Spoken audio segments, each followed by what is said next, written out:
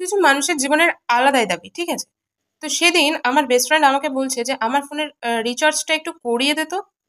হ্যাঁ, ও মাই গড! মেসেজটা দেখে আমি রীতিমতো 2 মিনিট ভাবলাম যে কি এক্স্যাক্টলি রিপ্লাই আমার করা উচিত।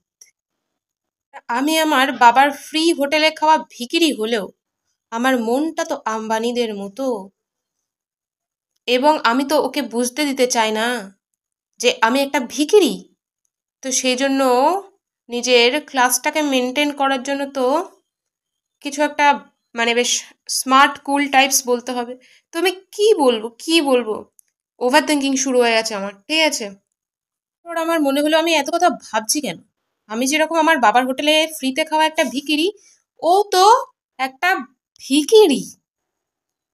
দুজনেরই যদি বাবা খাওয়া পড়া বন্ধ করে দেয়, খাওয়া হবে না, পড়া হবে না, সিম্পল, আমরা ভিখিরি।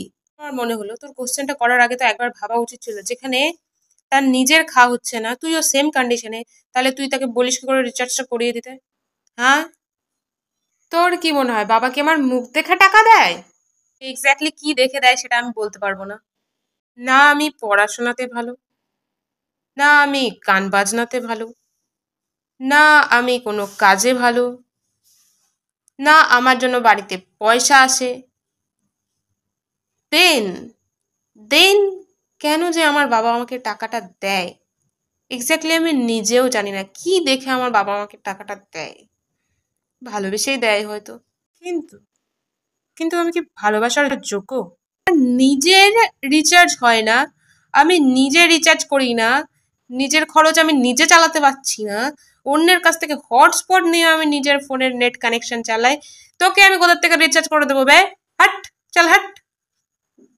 এত কিছু ওভার থিঙ্কিং, এত টেনশন, এত কিছু নেওয়ার পর, প্যানিক অ্যাটাক আস্তে আস্তে বেঁচে যাওয়ার পর, যখন তুমি জানতে পারো যে এটা একটা মজা ছিল,